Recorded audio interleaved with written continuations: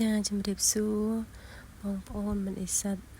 និងបងប្អូនដែលមាននៅក្នុងបណ្ដាញសង្គម Facebook ទាំងអស់ជាទីស្រឡាញ់រាប់អានថ្ងៃនេះផងដែរនាងខ្ញុំមកនិយាយអំពីសកម្មភាពដែលនាងខ្ញុំបានចុះទៅស្រាវជ្រាវ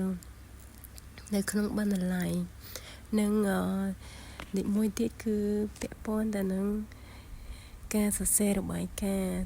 ជាក្រុមរបស់ក្រុមនាងខ្ញុំចឹងថ្ងៃនេះផងដែរមានវីដេអូដើម្បីបង្ហាញបងប្អូនទាំងអស់គ្នាក្នុងការមកកំសាន្តលេងបើមានខុសឆ្គងអ្វីសូមកុំប្រកែប្រកាន់អីនៅក្នុងនេះគឺអត់មានអីដែលវាមើលទៅថាអស្ចារ្យទេគេសកម្មភាពដែលនាងខ្ញុំស្វែងរកសៀវភៅ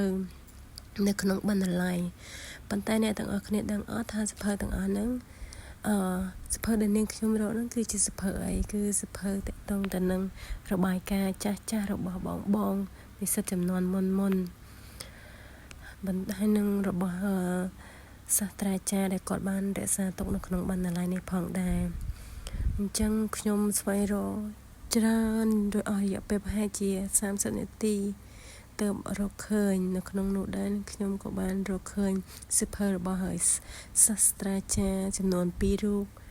ដែលនឹងខ្ញុំយល់ថាតកតងទៅនឹងការស្រាវជ្រាវរបស់នាងខ្ញុំតាមពិតការស្រាវជ្រាវនេះដែរនាងខ្ញុំគឺដើម្បីស្វែងរកទិន្នន័យគ្នានឹងការសរសេរមានថាការរបៀបសរសេររបៀបនៃការប្រើពាក្យហើយនឹងរបៀបនៃការភ្ជាប់ឯកសារនិងឧបសម្ព័ន្ធនិងការស្វែងរកឯកសារផងដែរចាដោយសារតែនាងខ្ញុំជានិស្សិតដែលទើបតែចូលថ្មីនឹងឆ្នាំទី1ហើយនេះក៏ជាសកម្មភាពមួយទៀតដែរដែលនាងខ្ញុំនិងមិត្តភ័ក្តិបានមកជួបជុំគ្នានៅក្នុងហាងកាហ្វេមួយកន្លែងប៉ុន្តែដូចជាមានហាងកាហ្វេទេមិត្តភ័ក្តិដូចជាហាងការ៉េមរបស់កុមារមិនទេថ្ងៃហ្នឹងមានអារម្មណ៍ថាដូចកូនក្មេងពួកអីចូលក្នុងហាងមួយតូចមានគេលក់លក្ខណៈដូចជារបស់កុមារតូចប្រហែលជាថាមើលទៅដូចកូនក្មេងអញ្ចឹងតែក៏មើលមុខអ្នកទៅចូលគឺមុខហ្នឹងចាស់ហើយ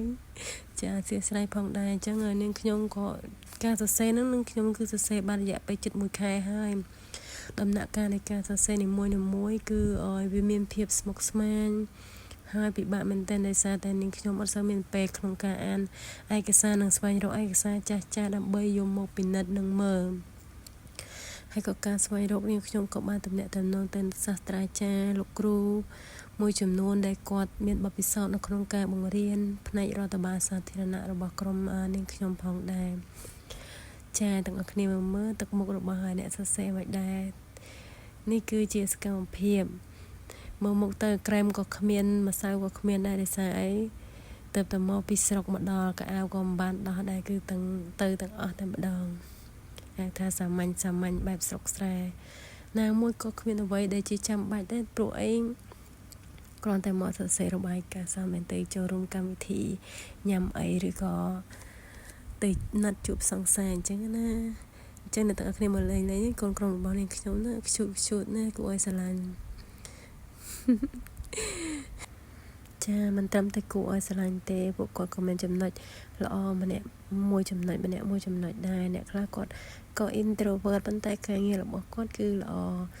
ហើយម្នាក់ទៀតចូលចិត្តរស់រាយចូលចិត្តចូលរួមក្នុងសកម្មភាពគ្រប់កលៈទេសៈចេះក្រែងចិត្តដទៃ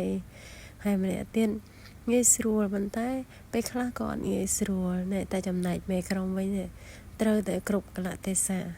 បើមិនចឹងទេយើងមិនអាចដឹកនាំកូនក្រុមបានទេអញ្ចឹងក្នុងចំណោមទាំងអស់ហ្នឹងគឺយើងមានម្នាក់មួយផ្នែកអញ្ចឹងមេក្រុមតែទទួលយកទាំងអស់ចាអរគុណជម្រាបលា